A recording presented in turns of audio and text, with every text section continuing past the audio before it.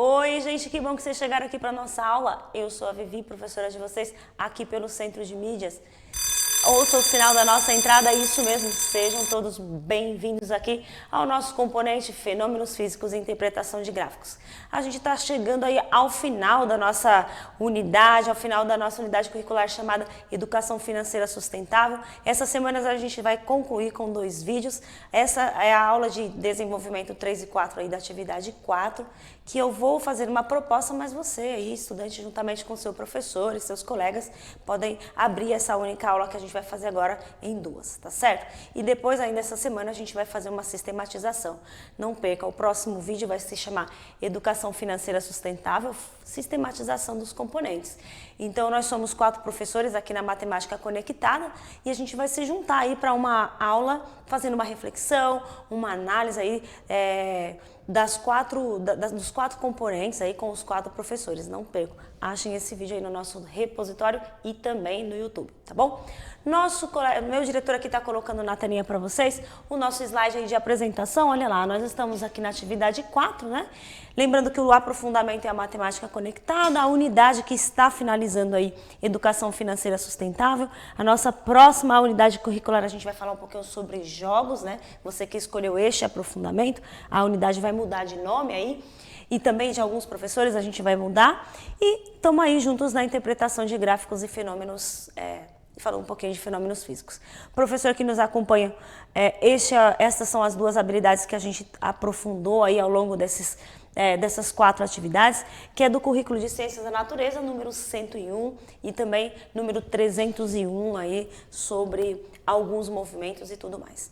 O nosso objeto de estudo, objeto de conhecimento ao longo aí, de todo esse componente, era tratar sobre a construção, interpretação e análise de gráfico de funções aí. E essas funções aplicadas tanto na área de ciência da natureza como financeira, aí no mercado financeiro falamos sobre lucro, né, cobranças de preço, projeções futuras, porque as funções, né, as funções são aquelas expressões algébricas, aquela escrita matemática que a gente consegue ver como funciona para poucas coisas e depois a gente faz uma generalização, não é isso? Então, quando a gente abre uma empresa, né, a gente falou sobre isso, a gente consegue fazer previsões futuras aí, tá certo? Então, essa é a nossa ideia. E hoje, o que a gente vai fazer? Vamos falar um pouquinho sobre o consumo consciente aí de eletricidade e também uma questão, nós vamos resolver uma questão do Enem aí, que fala sobre esse consumo muito pertinente, e foi o Enem 2008 que passou essa pergunta que a gente vai analisar hoje, tá bom? Eu trouxe uma sequência aqui de 2 vídeos. Esses vídeos vocês vão encontrar no site do Khan Academy, né? É um site livre, aí tem vários vídeos, tem simulação, tem várias coisas. Eu fiz então um recorte desse software aí, né? Dessa plataforma, de 2 vídeos aí que falam um pouquinho sobre uso consciente. Por que esta aula, né? A gente começou aí a atividade falando sobre economia de eletricidade, porque a gente está falando de matemática financeira sustentável e a gente sabe que a energia é aquela moeda de troca que o universo cobra, né? De tudo para a gente poder realizar trabalho, para a gente se movimentar. E a forma de eletricidade é a manifestação energética que a gente mais tem utilizado. A população tem aumentado muito, né? A criação de tecnologia, né? A parte industrial também aumentou muito nesse mundo moderno que a gente vive, e a gente utiliza então a eletricidade para dar conta de tudo isso. E a eletricidade, ela vem dos recursos naturais, causam impactos, causam várias questões que a gente precisa pensar. E uma maneira que a gente pode fazer, já que a gente usa, é usar conscientemente a eletricidade para que dure, né? E que a gente não precisa ficar destruindo o planeta para ficar produzindo mais eletricidade.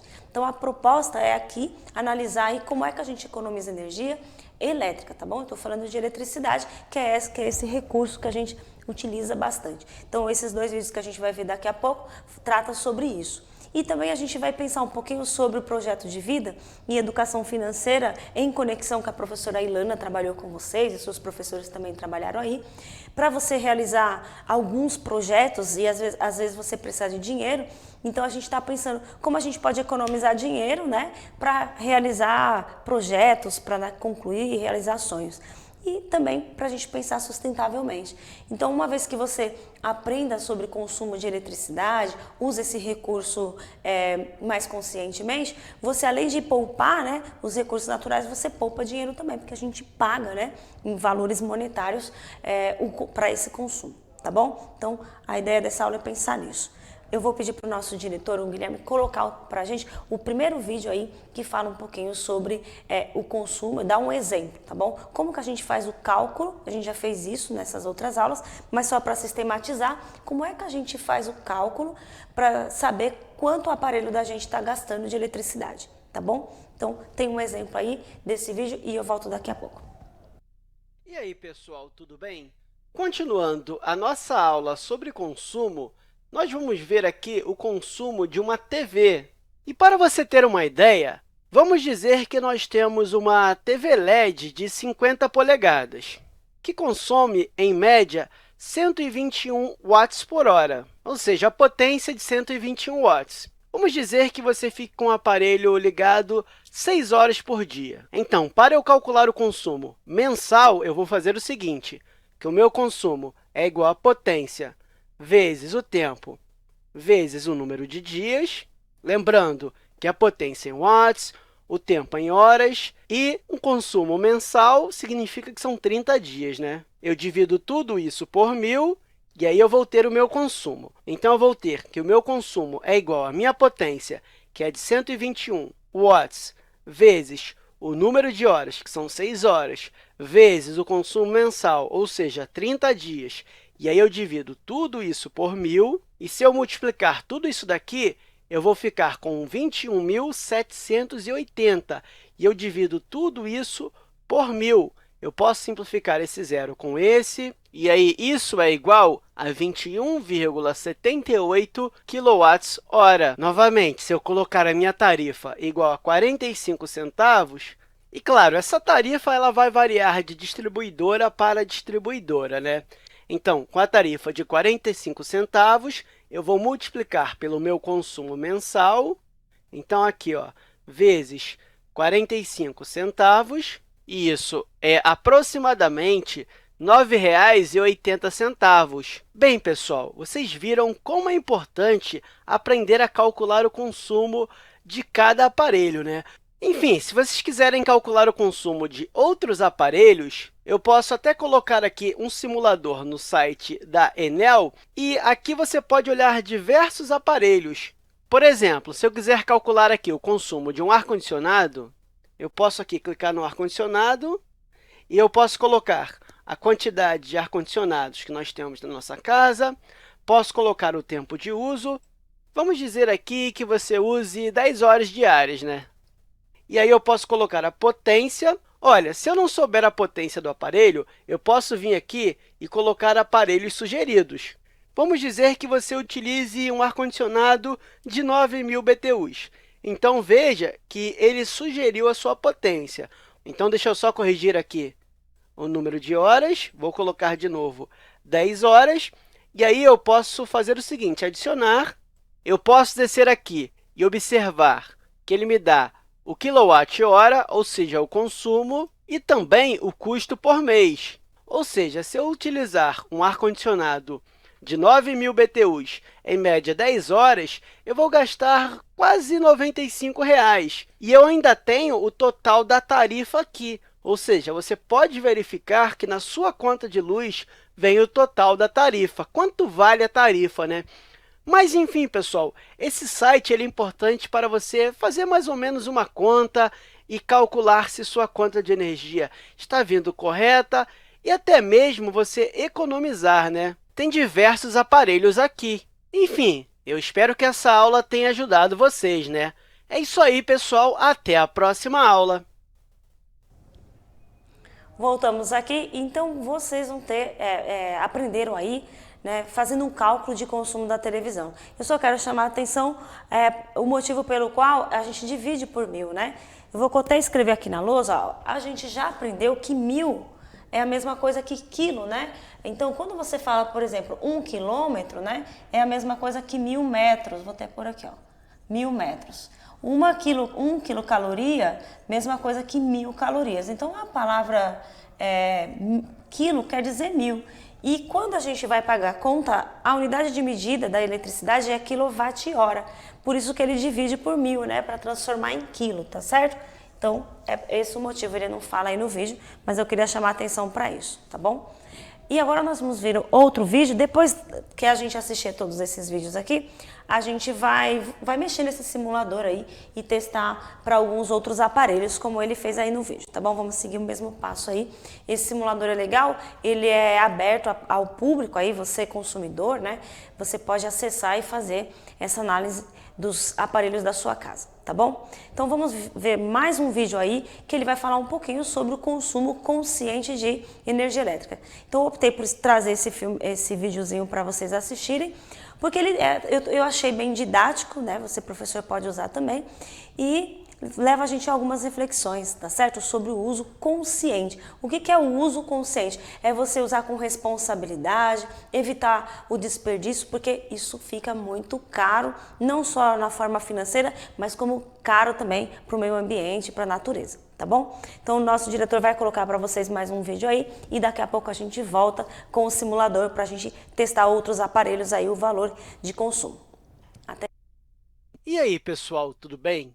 Nessa aula, nós vamos falar de algumas coisas que podem melhorar o consumo de energia, ou seja, nós vamos falar do consumo consciente de energia elétrica e como isso é essencial para o desenvolvimento sustentável, ou seja, o desenvolvimento que é capaz de suprir as necessidades da geração atual sem comprometer a capacidade de atender às necessidades futuras. E esse desenvolvimento sustentável requer responsabilidade da geração atual, e uma sociedade responsável gera uma qualidade de vida melhor. Consequentemente, nós temos um planeta Terra melhor em todos os aspectos, e isso atende às necessidades das gerações futuras.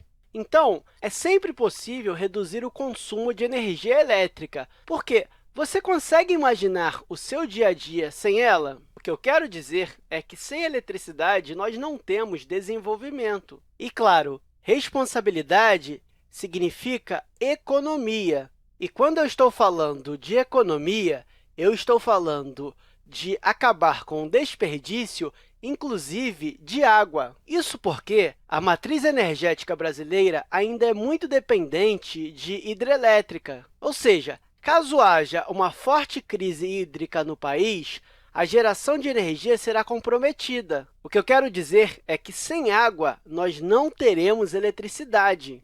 O que eu quero dizer é que sem eletricidade nós não temos desenvolvimento.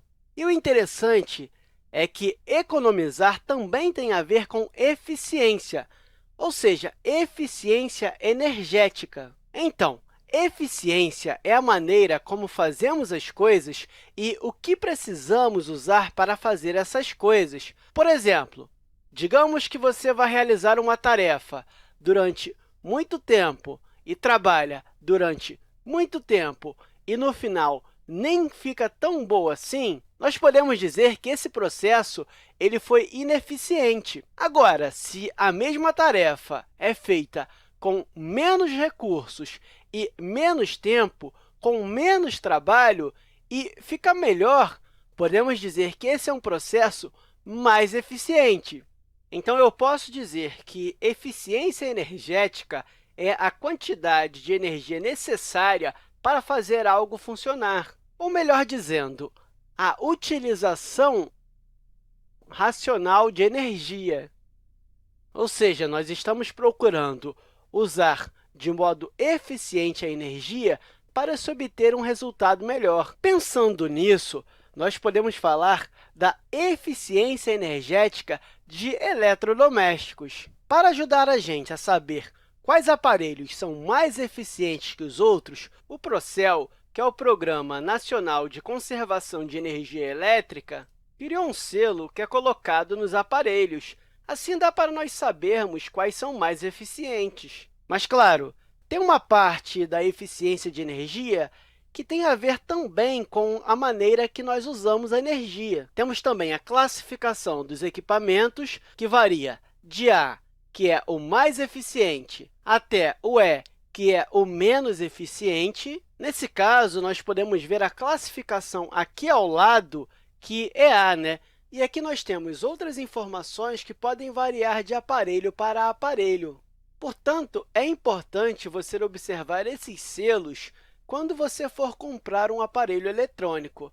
Mas, claro, os hábitos cotidianos também influenciam no consumo, e é aí que entra aonde nós podemos agir, que são as boas práticas, ou seja, ações simples do dia a dia que visam economizar energia elétrica.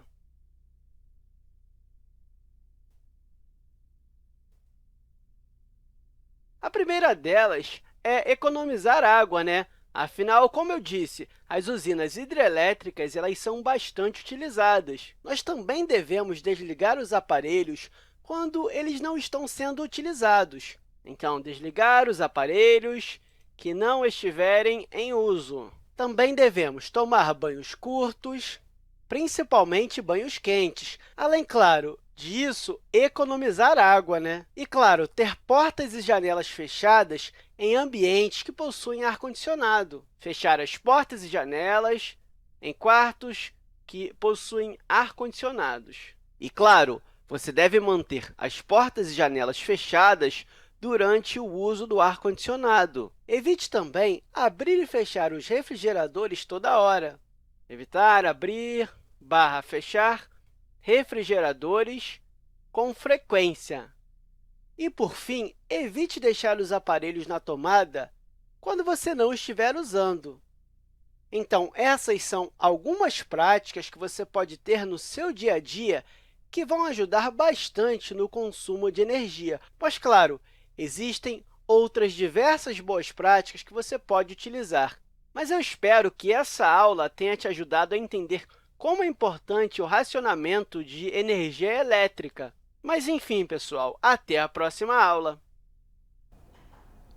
Pronto, eu espero que vocês tenham gostado, né? Esse vídeo ele trouxe para a gente algumas coisas que a gente já tinha falado aqui, né? Tanto na atividade 3 como agora no início da atividade 4.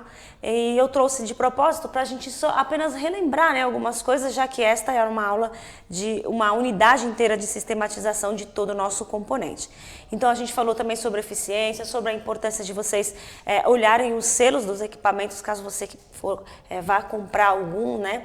Porque a gente precisa pensar ambientalmente. Também ele deu algumas dicas de como fazer esse tipo de economia. Eu sei que lá no Enem a gente tem, inclusive, algumas perguntas que falam sobre isso, tá? Sobre o uso consciente, por que é importante e atitudes que a gente pode tomar, atitudes comportamentais que a gente pode começar a ter para ser mais sustentável, tá certo? Então, agora eu vou apresentar para vocês uma pergunta aqui que eu copiei do Enem.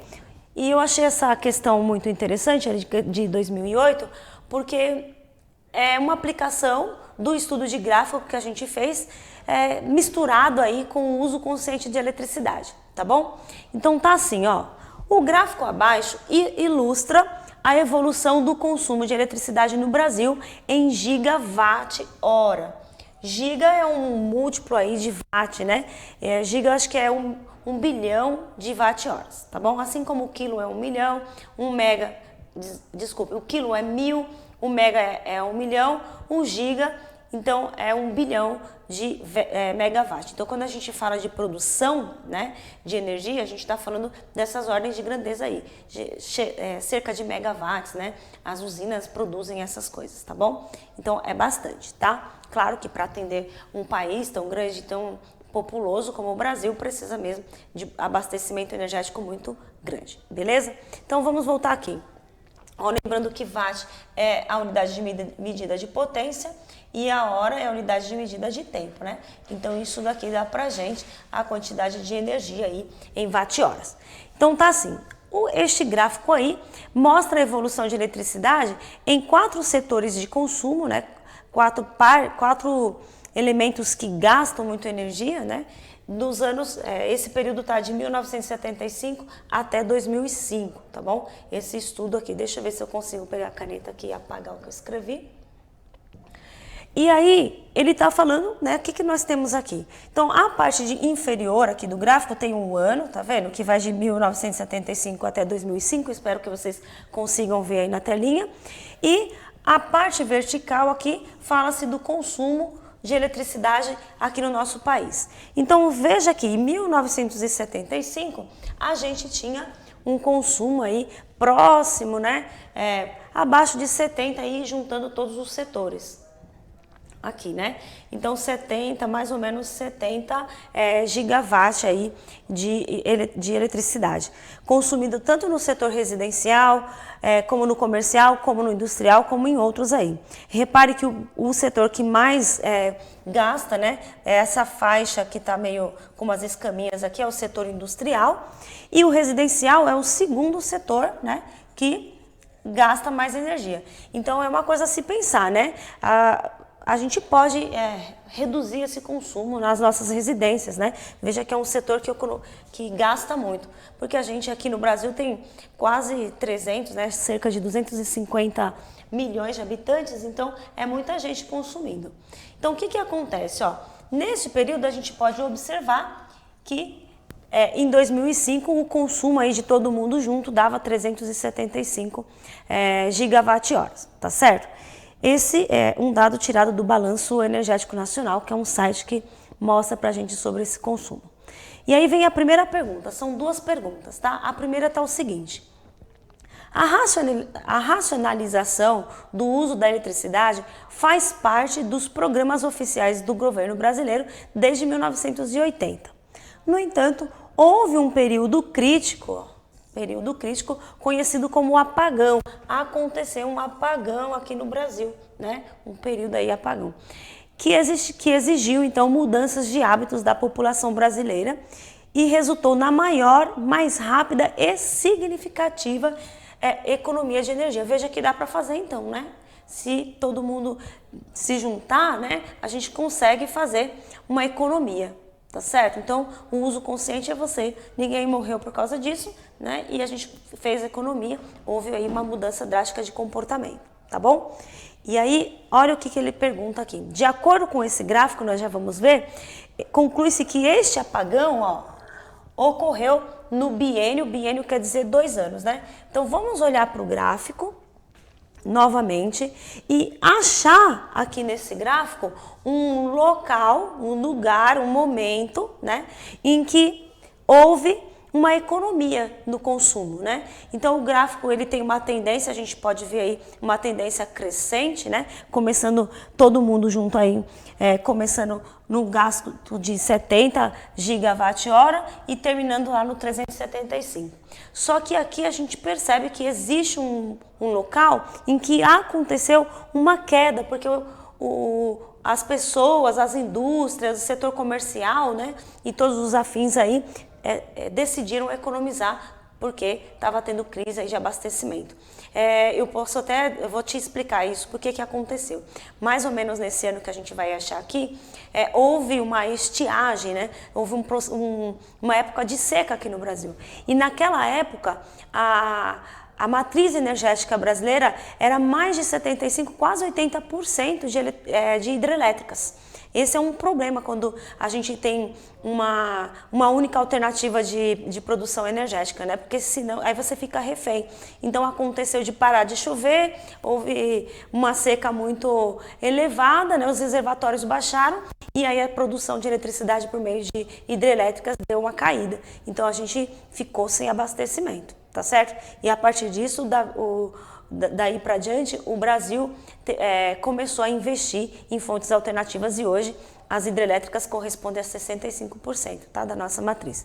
Então, olhando aqui para o nosso gráfico, a gente percebe, ó, uma queda nesse período aqui, ó, nesses setores que eu estou riscando. Você pode observar, né, que a gente estava crescendo e teve uma caída neste período aqui. Que se a gente descer até o gráfico, a gente vai enxergar qual é o ano que aconteceu isso, né? Então, aqui é entre 1999 e 2002, né? Exatamente aí nos anos que eu coloquei aqui, nos anos aí de 2000 e 2001, tá certo? Então basta a gente olhar para esse gráfico, tá muito claro, é uma questão fácil, né, de se resolver. basta olhar aí para esse gráfico, tá certo? Bom, então este é o momento de queda que todos os setores caíram, mas depois começou a crescer novamente, né? Porque a população continua crescendo e aí a gente deixou de vigiar e começou a gastar de novo. E continuou subindo, igualmente estava no começo, beleza? Então, é um caso, a gente, se dá para fazer essa economia, a gente precisa, então, arrumar mecanismos de economizar. Tá bom?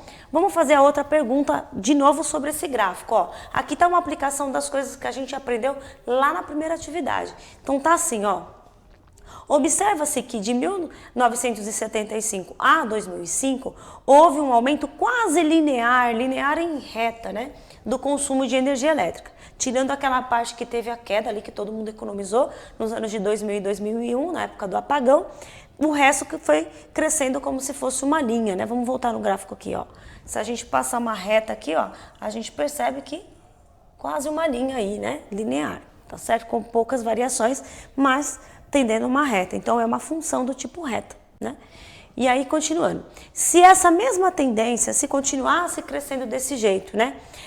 Até 2035, o setor energético brasileiro deverá preparar-se para suprir uma demanda total aproximada de quantos gigawatt-hora? Então, vamos pensar aqui, ó. Se continuar crescendo, né? A gente cresceu de 1975 até 2005, a gente teve um gasto aí de 70 até 375. E aí, eu quero saber quanto vai ter em 2030, tá certo? 2035, ou seja, mais 30 anos para frente. Tudo bem?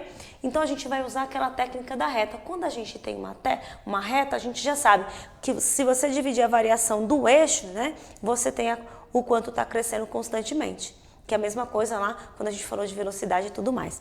Então, olha lá, para resolver, ó, como a tendência do consumo é linear, ou seja, em reta, em linha, então a razão quer dizer a divisão, né, entre o consumo, que é o eixo vertical, e o tempo se mantém. Então, a gente vai fazer isso, ó, vai dividir aí, vai fazer a razão entre o consumo e o tempo. Então, repare que saiu de 70 e foi parar no 375 e saiu do ano de 1975 e foi parar lá em 2005.